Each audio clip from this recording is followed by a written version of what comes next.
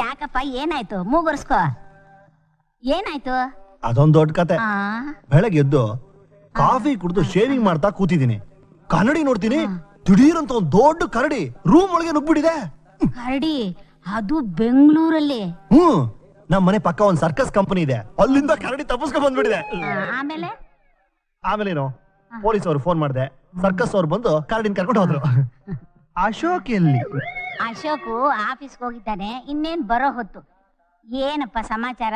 ಏನಿಲ್ಲ, ನಾನ್ ಬಂದಲ್ಲ brief case ಮರ್ತ್ಬಿಟ್ಟು ಹೋದೆ ಅನ್ಸುತ್ತೆ. ಬ್ರೀಫ್ ಕೇಸಾ? ಏನು ಯೋಚನೆ ಮಾಡ್ಬೇಡ, ಕೊಡ್ತೀನಿ ಬಾ. ನೋಡಪ್ಪ ಇಲ್ಲಿ ಕೂತ್ಕೋ, ಕಾಫಿ ಮಾಡಿ ತಗೊಂಡ್ ಬರ್ತೀನಿ.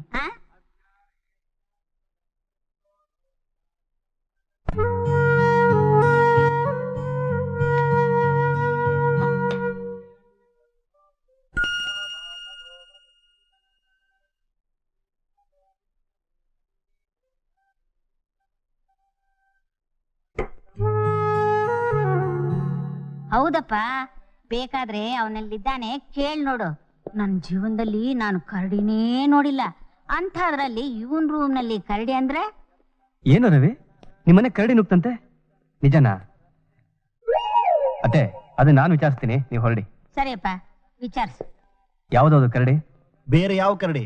ಸಂಧ್ಯಾ ಕರಡಿನೇ. ಬೆಳಗ್ಗೆ ಪೀಡಿಸ್ತಾಳ್ ಕಣ, ಅರ್ಧ ಕೆರ್ಕೊಂಡ್ ಬಂದ್ಬಿಟ್ಟೆ. ಏನೋ ಮಾಡೋದು? ಮದ್ವೆ ಮಾಡ್ಕೋ.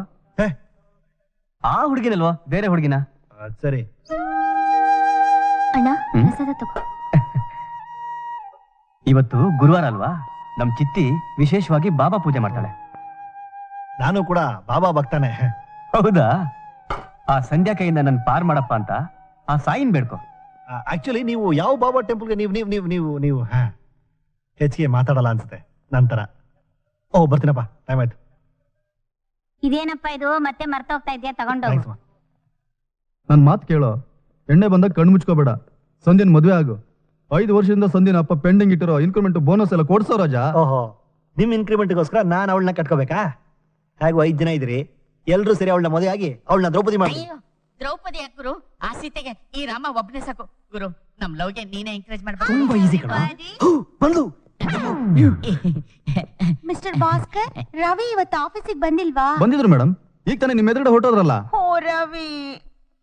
ಅಯ್ಯೋ ಅಲ್ಬೇಡಿ ಮೇಡಮ್, ನಿಮ್ ಕಣ್ಣಲ್ಲಿ ನೀರ್ ಬಂದ್ರೆ ನನ್ ಕಣ್ಣಲ್ಲೂ ಬಂದ್ಬಿಡುತ್ತೆ ಮೇಡಮ್. ಆ ರವಿ ನಿಮ್ಮನ್ ಲವ್ ಮಾಡ್ತಿದ್ರೇನಂತೆ, ನಾನ್ ನಿಮ್ಮನ್ ಲವ್ ಮಾಡಿ ನಿಮ್ಗೆ ಲೈಫ್ ಕೊಡ್ತೀನಿ ಮೇಡಮ್.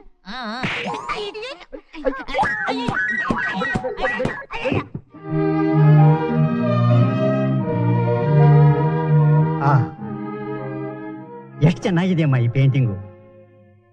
ಅದೇನು ಕಲೆ ತುಂಬಿದಾನಮ್ಮ ಆ ಭಗವಂತ ನಿನ್ನಲ್ಲಿ.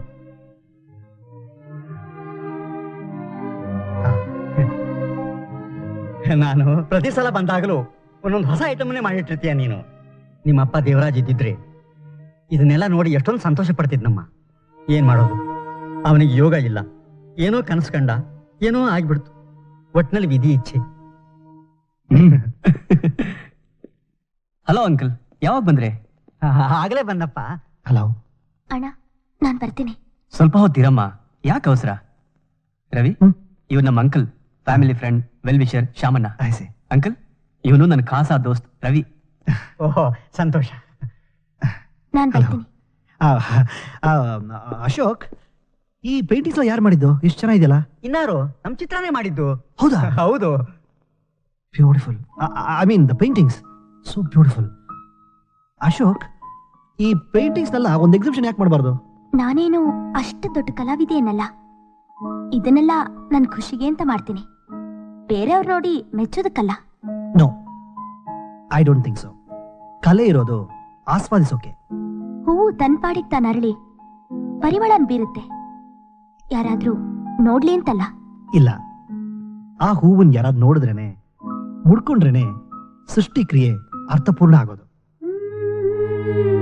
ನೀವು ಎಷ್ಟು ಚೆನ್ನಾಗಿ ಹಾಡ್ತೀರಾ, ಎಷ್ಟು ಚೆನ್ನಾಗಿ ಪೇಂಟಿಂಗ್ಸ್ ಮಾಡ್ತೀರಾ, ನಿಮ್ ತರ ಪ್ರತಿಭೆ ಇರೋ ತುಂಬಾ ರೇರ್. ಅಶೋಕ್, ಈ ಪೇಂಟಿಂಗ್ಸ್ ಎಲ್ಲ ಎಕ್ಸಿಬಿಷನ್ ಮಾಡ್ಲೇಬೇಕಮ್ಮ. ಹೀಗೆ ಮಾತಾಡ್ತಿರ್ತೀರೋ ಇಲ್ಲ ಊಟಕ್ಕೆ ಬರ್ತೀರೋ? ಅಯ್ಯೋ, ಊಟ ಫಸ್ಟ್, ಆಮೇಲೆ ಮಾತು. ನಾನಂತೂ ರೆಡಿ. ನಡೀರಿ ಹೋಗೋಣ. ಬನ್ನಿ.